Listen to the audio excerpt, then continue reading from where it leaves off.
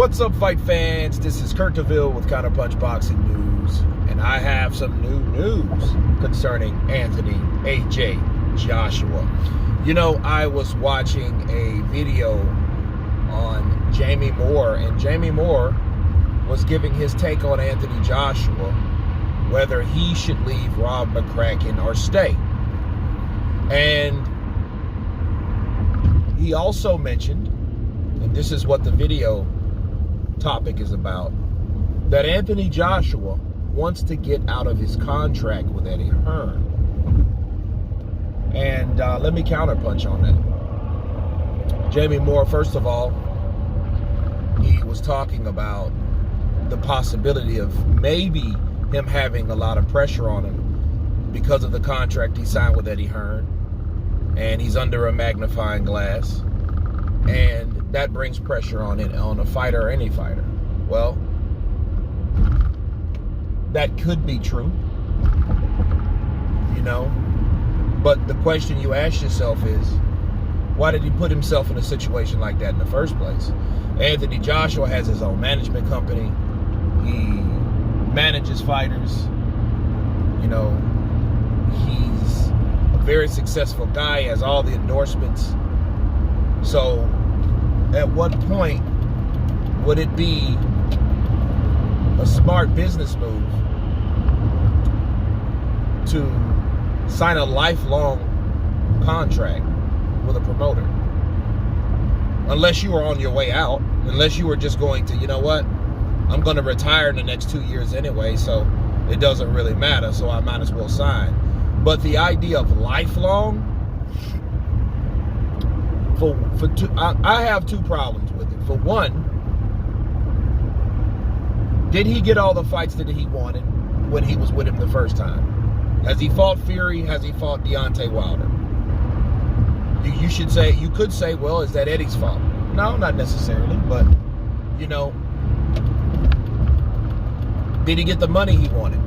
Of course, he got the money that he wanted. But a lifelong contract from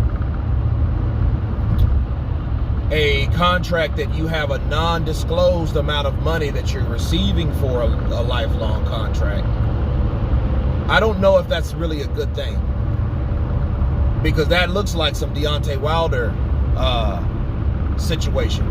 Think about it. Deontay Wilder signed back with Showtime, and they did not want him to know, or they did not give a disclosed amount of money of how much he would make guaranteed, like a Canelo. You know, Canelo made this huge, massive contract amount, $365 million with DAZN. Well, Anthony didn't have a contract like that. And like I said before, I would feel a lot better if that contract at least had a set dollar amount on it. So win, lose, or draw, he would still make the same amount of money. You know? But there was none. So for one, lifelong just seems like forever. You know, that seemed just too bonding for me. And for two, there wasn't any amount disclosed. So I never would have done that anyway. Why do you think Canelo feels as good as he feels? Why do you think he's able to make fights made? See, here's the problem. There's no guarantee that signing with Eddie Hearn, lifetime-wise, will get him a Wilder fight. Because they could still fall out over money, belts or no belts. They could still fall out over money. That could still happen. I mean, the chances are better since they both lost. But that doesn't mean that's a guaranteed fight. Negotiations will go smoothly between the two. You know, so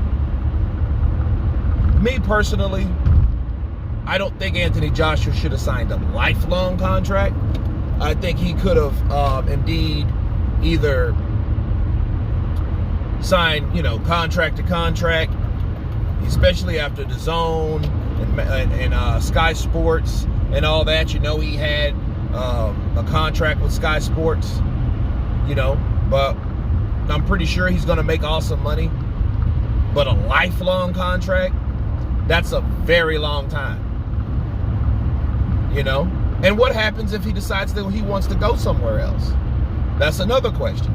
Maybe he does. Maybe he might wake up one day and think, you know what? I really don't want to do this anymore. You know what I mean? Well, what wiggle room do you have at that point? What leverage do you have? You signed a lifelong contract. So that's something else to think about when you're dealing with contractual decisions. I think he should have waited a while to do that. You know, it's at least after his first or second fight.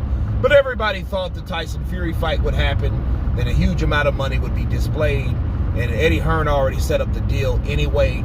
So there you go. Let me sign this lifelong contract so I can be undisputed right off in the sunset. You know, live off my endorsements and all that good stuff, and becoming a manager, promoter, speaker, or whatever he was going to do, right? And that will be that. But obviously, things don't go as planned because he lost his last fight. And I do wonder, what does that do for that contract? You know, let's look at it another way. Will Eddie Hearn want to get him out of that contract? You know, let's say Joshua's his career just takes a nosedive, a nosedive. Virgin, a nosedive, right? A nosedive. And then will Eddie want him out of that contract? So it's a lot of things to consider, especially when you do something so permanent. But anyway, that's my counterpunch on Jaime Moore's comments about Anthony Joshua may wanting or desire to possibly get out of his contract. Of course, please subscribe. And you guys been Counterpunch. Peace.